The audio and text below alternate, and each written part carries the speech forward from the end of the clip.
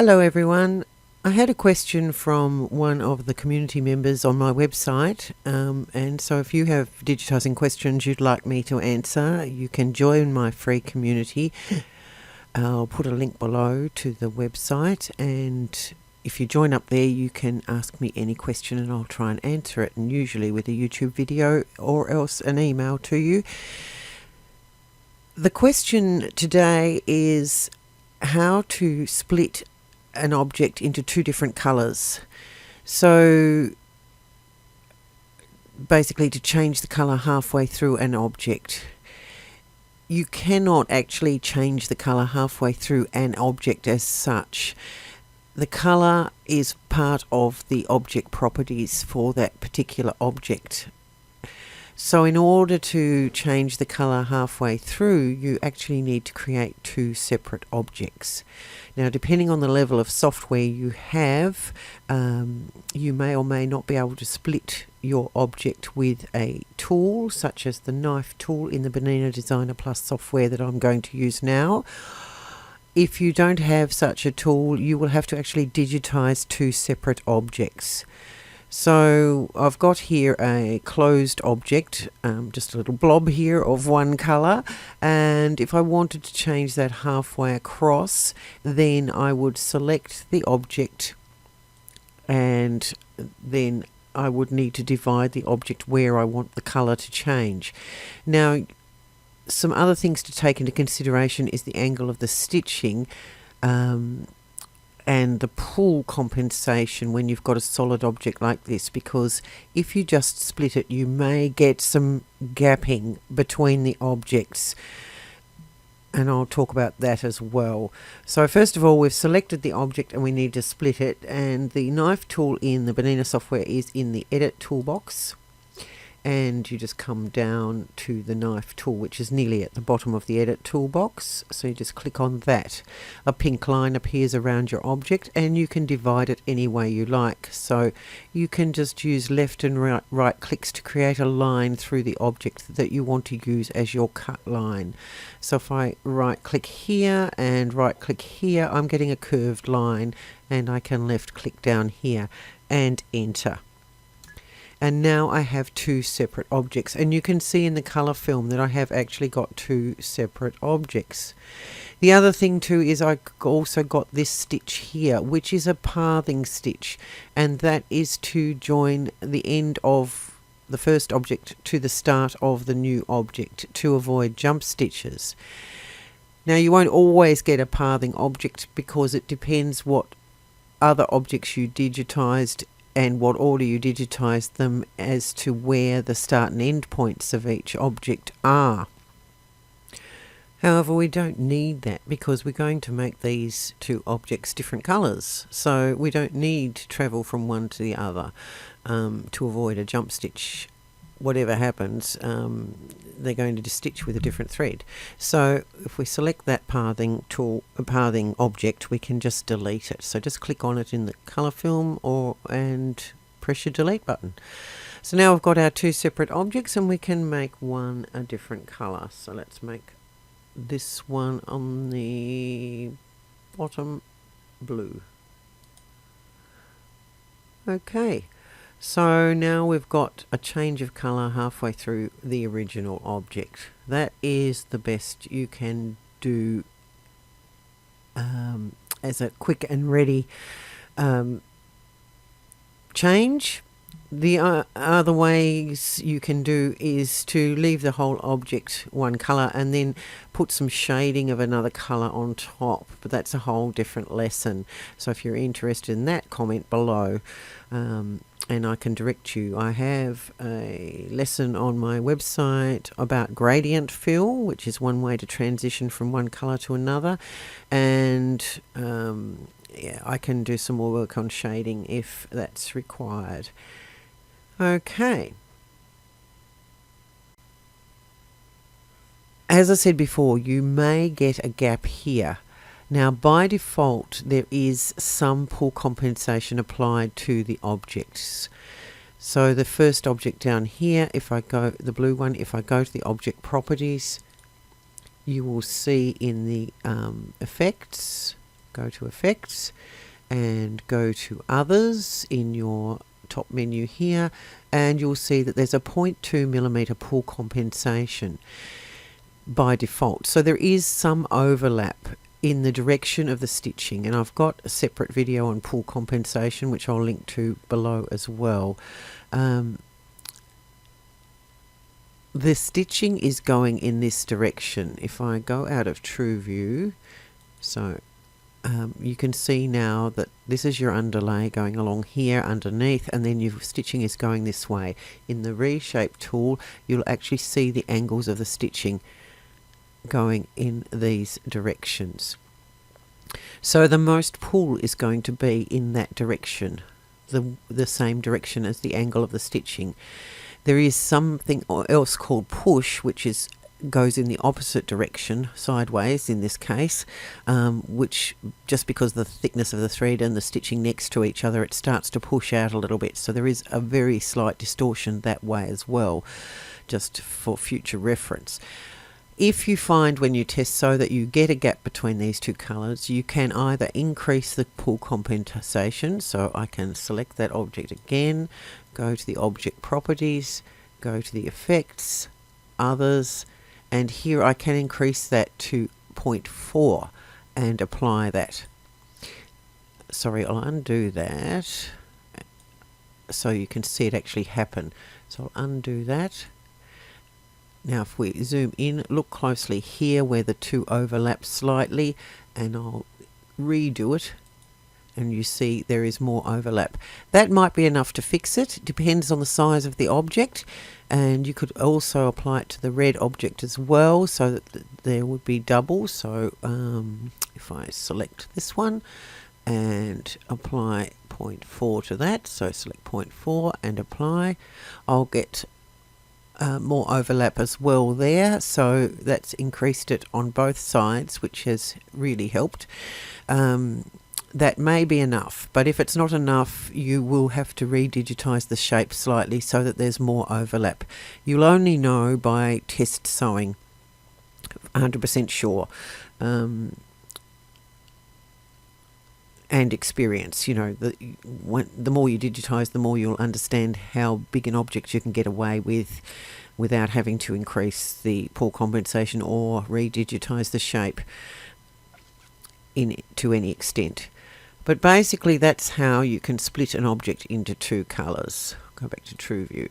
Now same with the lines, you just select them, go to the knife tool, cut where you want to cut, enter, and now you've got two objects. I've got two blue objects there. I can select them individually and change their colors. Of course you will get a tie-in and tie-off here in a line, so if you don't want to have that, there's really no way around it. You have to have a tie-in, tie-off, but just bear that in mind when you're digitizing, that you will get a tie-in and tie-off because of the color change. And down here, same thing again, get the knife tool and cut through and enter. So that was just a straight line with satin stitch. So now I've got two satin stitches. I can select the first part and change that to a different color. So now we've got the general theory down pat, but that you need separate objects for separate colors. Let's have a look at some existing designs. So one of the other questions was, how do you merge colours into one colour? And this is an inbuilt design here which has got several colours. Let me just zoom into that one. So in each of these leaves I've got three colours. If I wanted to just have one colour in here, then I would need to select those objects and change them all to one colour. So this one's grouped, so let's ungroup it and let's zoom into this leaf here. So I've got three different objects. I've got this one and this one on the other side, and they are both the same colour. Sorry, that's a travel stitch. And now I've got this one on this side. So they're all the same colour. And there's a travel stitch from this one to this one, which won't be necessary either. And then we've got this centre one. So let's make this centre one the same colour as the outer ones so that we've got one colour. Now, if you have version 9, you don't need to do this. So this is for version 8 or earlier. So I've made that the same colour. So now it's all going to be, I'm still going to have 3 separate objects, and I would want to reorder these so that they're stitched this one first. And if I hold my control key down and then select the middle one, I'll go out of True View so you can see that what's happening here. So I'm going to select this one first, hold down my control key and select the middle one, and while my control key is still held down, I'm going to select the third one, and I'm going to click on 1, 2, 3 to stitch them in that order. There's quite a bit of overlap there as well. If you like that texture and you like that order, you may want them to stitch in different order. You may want this piece to stitch underneath and those two on top so that it looks different. You really need to make those decisions yourself. But basically, to reduce colours down in one area down to one colour, you change the colours in previous versions. The only other alternative is to go out of hide the stitches but show the outlines. So now I can see that this pink one here and this pink one here, they do overlap, but I can see those 3 pink shapes. So I can actually get my digitizing tool and I can digitize a closed object, and I want it satin fill, and I want it in that dark pink color, and I'm going to basically digitize around that shape, or those 3 shapes.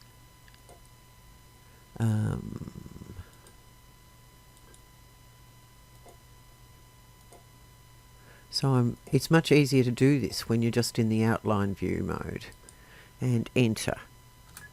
So now I've got an additional shape on top. So if I go back into True View, I've got this, it's on top of the green. We don't want that. We can move it in the stitch order though, and the angle of the stitching isn't really good, so I'll select it and reshape it, and I'll change the angle to be going across. So now that's a better colour, and now I need to put it in the stitch order, and you would have to change your pathing, and I've got a video on pathing as well. I'm going to have to go to colour blocks so I can see. There's my green there, here's my pink here. I really need the pink up there where all the other pink is sewing, so I will move it up by colour, so up below the green. And just to keep it with the order of the others, I'll go up one more colour. So it's now in here with the pink, but I also need to go in there and find those ones underneath and delete them because I no longer need those. So I will go out of True View again so I can actually try and see these. I might even hide the stitches again and see if I can select those middle ones. So I'm going to have to go to my select tool and click off, and I'm going to hold my control key down so I can select one that's underneath. I'll go into individual objects so I can see what I'm selecting. There we are, that's the little piece underneath. So I was able to select that because I've got my control key held down. So I can delete that one, hold my control key down again and select that one and delete that one.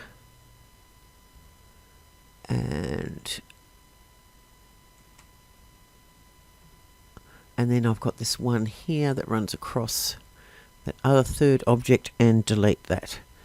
So now I haven't got those objects underneath anymore. And as I said, I would go in, find my start and end points, and eliminate any unnecessary run stitches. But of course in this design you'd be wanting to do all the leaves the same. Now if you've got version 9, it's a lot easier. So let's look at this leaf here and do a version 9 option. So I'm going to go back to TrueView. I've got these three objects here. I'm going to select the first one. I've got that middle one selected. I'm going to hold my control key down and select the top pink one and the bottom pink one.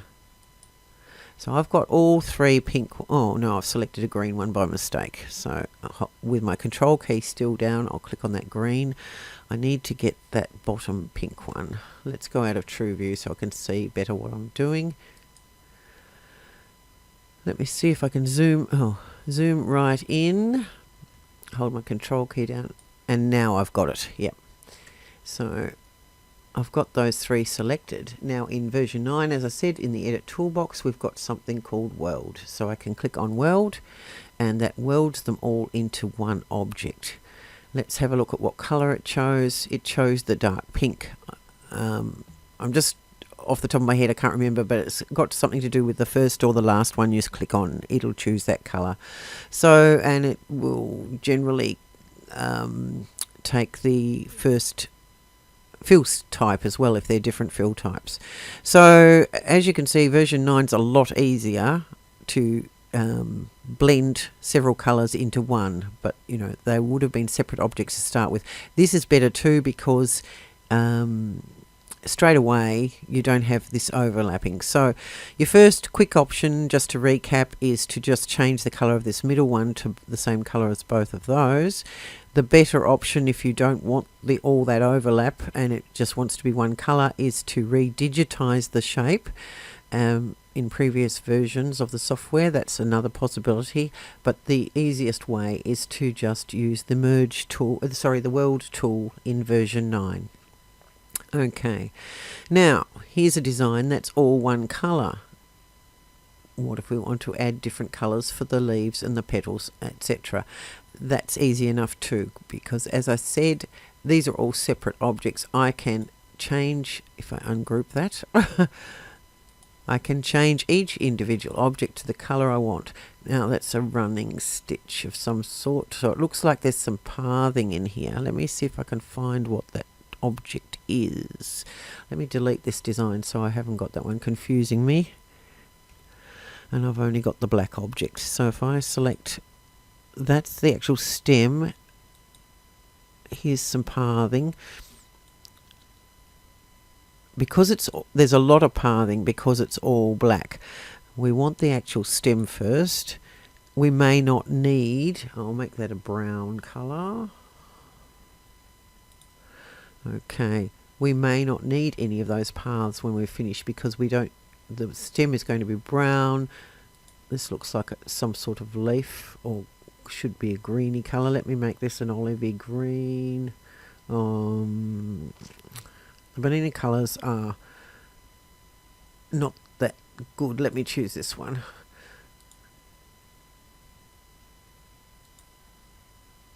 And so that's all you need to do, is to go through and change your colors to whatever you want. So these ones up here could be red.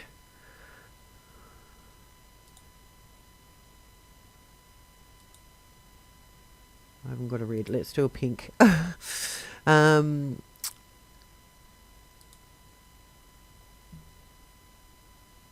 I can hide unused colors, which will make it easier for me to find that pink quickly.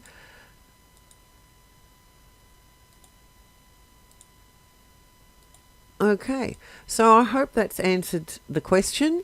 If there's any more questions about the colours, you can certainly, as I said, join my community and come and ask me whatever you would like about how to do your digitising.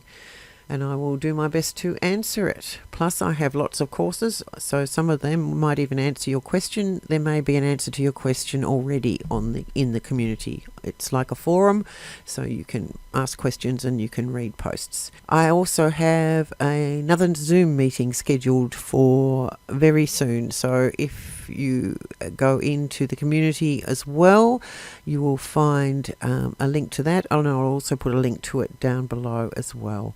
And it's digitising this design So if you'd like to watch me digitize this design and learn about the star effect, pattern runs, pattern fills, using the ellipse tool, I will be doing a little bit of remove overlaps and talking about when you need to do that and when you don't. And also I've used an alternative step fill in here, which makes a really nice effect. So if you'd like to follow along with that, you also get PDF notes and any graphics or anything that you need. This Zoom meeting will be suitable for people who own version 8 or 9. Thank you very much.